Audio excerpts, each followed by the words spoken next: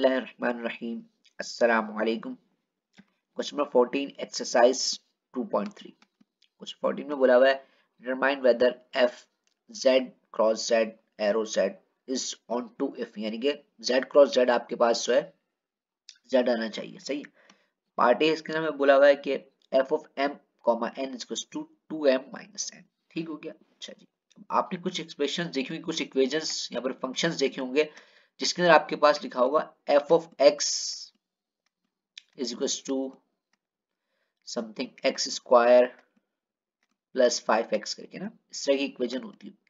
हम इस f of x को y कंसिडर कर लेते हैं। सही। यहाँ पे हमारे पास z की बात हो रही है तो हम f of m, n को क्या कंसिडर कर लेंगे, ये आपके पास पूरा का पूरा z है। सही है। इसे सॉल्व करते हैं ताकि आपको समझ में आए कि हो क्या रहा है यहाँ पे।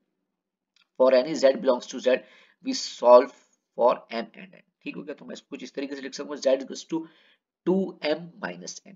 ठीक हो गया बात। सही। अच्छा, अब हमें क्या करना है भाई, m और n की ऐसी कोई वैल्यूज आइडेंटिफाई करके बताना है कि भाई ये आपके पास जो है ऑन टू फंक्शन है या नहीं है। सही है। तो अब यहाँ पे माइनस का n है ना, अगर मैं इसको इधर लेकर आ जाऊं तो ये क्या हो जाएगा, पॉजिटिव हो जाएगा और z इक्वल टू किधर आके नेगेटिव हो जाएगा। ठीक है, कुछ इस तरह हो गया। ये मैंने क्यों करा, ताकि मैं अब इस m की वैल्यू को ना एलिमिनेट करा दूं किस तरीके से, और मेरे पास z बच जाएगा। m की वैल्यू को एलिमिनेट किस तरीके से करा सकता हूँ, जीरो, m की वैल्यू को जीरो लेके।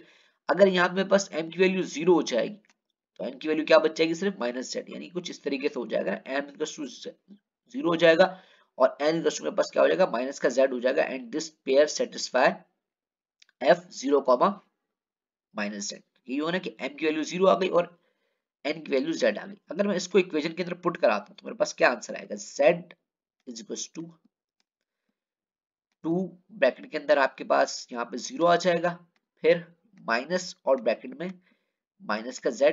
तो ये देखें दोबारा से z वापस आ गया कि आप इस फंक्शन के अंदर m की वैल्यू को जीरो लें और कोई भी आप इंटीजर लें तो आपको दोबारा से आंसर पॉजिटिव इंटीजर मिल जाएगा या कोई ना कोई z वैल्यू मिल जाएगी आपको दोबारा से। ठीक है, वो बात समझ में आ गई होगी आपको। तो ये आप फंक्शन आपके पास क्या कहलाएगा, ऑन टू फंक्शन कहलाएगा। ठीक हो गई बात। सही है। अच्छा, अब आपके पास आया था नेक्स्ट क्वेश्चन पार्ट बी। इसमें बोला है f m comma n m square minus का एन स्क्वायर। ठीक है, इसको भी हम उसी तरीके से करेंगे, लेकिन देखिए इसके अंदर क्या आ गया, वहां पे सिंपल इक्वेशन तो हमने उसको इस तरीके से डील करा। यहाँ पे आपके पास एम स्क्वायर माइनस का एन स्क्वायर है। सही है। इसको मैं कुछ इस तरीके से भी लिख सकता हूँ, ए स्क्वायर माइनस बी स्क्वायर लिखा है तो यहाँ पे ए माइनस बी ए प्लस बी के फॉर्मूला में इसको मैंने खोल दिया। सही। अच्छा, अब देखिए, अब हमें यहाँ पे क्या लेकर आना है कि भाई ऑन टू फंक्शन लेकर आना है और सारे के सारे, यानी कि सारे के सारे जेड्स के साथ मैपिंग हो रही है उसकी। सही है। अब यहाँ पे अगर मैं देखूं, कोई मैं अगर दो ले लेता हूँ आपके पास, मिसाल के कोई दो ऑड नंबर ले लेता हूँ। सही है। अगर कोई दो ऑड नंबर ले लूँ m और n की जगह पे, मैं यहाँ पे मैं 3 ले लेता हूँ और यहाँ पे 1 ले लेता हूँ, यहाँ पे फिर मैं 3 लूंगा और यहाँ भी 1 लूंगा। सही है। फिर क्या हो जाएगा, इनको जब मैं सब्ट्रैक्ट करूंगा तो मुझे आंसर यहाँ पे क्या मिल जाएगा, 2 मिल गया। सही है। उसका इनको जब मैं ऐड करूंगा तो 4 मिल गया और इन दोनों को सॉल्व करने के बाद आंसर क्या आएगा आपके पास, हमेशा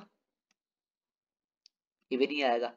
इसका मतलब क्या है कि इसको सॉल्व करने के बाद ना आपको सारे के सारे इवन फंक्शन मिलेंगे, ऑड फंक्शन मिलेंगे नहीं। तो इस वजह से ये पूरी की पूरी इसके बाद थ्योरी लिखी गई, the expression can only produce even integer because the product of two integer whether odd और इवन ना इज ऑलवेज इवन। कोई भी मतलब इनका सम अगर मिसाल के तौर पे सब्ट्रैक्ट करने के बाद ऑड नंबर भी बन रहा हो, सही है, तो उसको अगर इवन नंबर से मल्टीप्लाई करेंगे तो दोबारा से आपके पास इवन ही आंसर आएगा। तो odd integer can not be express. सही है। तो इस वजह से आपके पास ये फंक्शन क्या होगा, ये फंक्शन आपके पास ऑन टू नहीं होगा। ठीक हो गया। अच्छा, उसके बाद आपके पास आ जाता है पार्ट सी आ जाता है। सही है। m plus n plus one, इसको भी हम बिल्कुल उसी तरीके से सॉल्व करेंगे। z is equal to m plus n plus m plus n plus one आ गया आपके पास। सही है। जिस तरीके से हमने क्वेश्चन नंबर 1 के अंदर n को सेपरेट करा था, यहाँ भी हम n को सेपरेट कर लेते हैं। तो ये देखिए n यहाँ पर आके पॉजिटिव हो गया, z इधर आके नेगेटिव हो गया, या फिर कुछ इस तरह कर लें कि m इधर जाके नेगेटिव हो गया और 1 भी इधर जाके नेगेटिव हो गया। बात एक ही, दोनों तरीके से बात एक ही। तो z minus m minus one आ गया। ठीक हो गया यहाँ पे। अच्छा, अब दोबारा से मुझे क्या करूंगा, मैं m की वैल्यू को जीरो पुट करा लूंगा। m की वैल्यू को जीरो पुट कराऊंगा तो देखिए मेरे पास क्या होता है, ये देखिए m की वैल्यू को जीरो पुट कराऊंगा मेरे पास क्या आ जाएगी, n की वैल्यू z माइनस वन आ जाएगी और ये वैल्यू z माइनस वन जो है इस इक्वेशन को सेटिस्फाई कर रही होगी, दोबारा से आपके पास z आ रहा होगा। तो ये आपके पास कौन सा फंक्शन हो गया, ऑन टू फंक्शन हो गया। सही है। इससे रिलेटेड कोई भी क्वेश्चन हो तो आप कमेंट सेक्शन में कमेंट कर सकते हैं। बाकी ये कि मैंने व्हाट्सएप चैनल का लिंक शेयर करा हुआ है, वहां से आप व्हाट्सएप ग्रुप भी ज्वाइन कर सकते हैं, आपके क्वेश्चंस के आंसर मैं उस ग्रुप में भी दे दूंगा। ठीक है, थोड़ी सी कभी कभार देर हो जाती है वीडियोस अपलोड करने में भी, के भी मसरूफियात होती हैं, तो उसके लिए माजरत।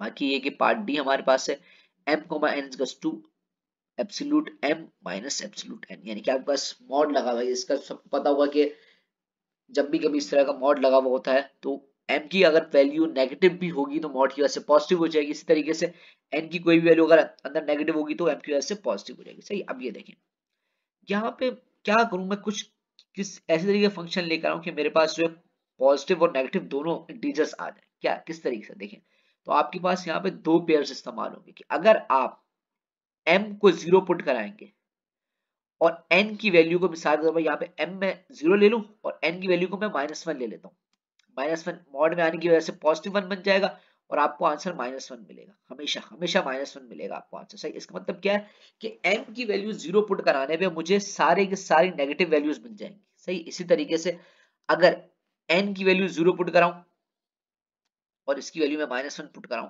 तो मुझे आंसर क्या मिलेगा, +1 मिलेगा। ठीक है, इसका मतलब क्या हुआ कि आपके पास जो है m की वैल्यू 0 पुट कराने पे मुझे सारे के सारे इंटीजर्स जो है नेगेटिव मिलेंगे। सही है, और n की वैल्यू 0 पुट कराने पे सारे के सारे मुझे नॉन मिलेंगे। इसका मतलब क्या, दोनों मिल रहे हैं, नेगेटिव भी मिल रहा है पॉजिटिव भी मिल रहा है, तो इसलिए ये आपका आंसर क्या होगा, ऑन टू फंक्शन कहलाएगा आपके पास। ठीक हो गई बात, समझ में आ गई होगी। आगे चलते हैं पार्टी इसके अंदर। पार्टी में बोला है कि m को -2m² - 4। भाई पहली बात तो है कि इसके अंदर n आ ही नहीं रहा हमारे पास, तो इसी वजह से ये ऑन टू फंक्शन होगा। सही, बस थोड़ी सी थ्योरी लिख के ये टास्क का आंसर लिख देना। सही, होप समझ में आ गई होगी बात। नेक्स्ट वीडियो के अंदर इंशाल्लाह इसके आगे क्वेश्चन सॉल्व करेंगे। जब तक के लिए अल्लाह हाफिज।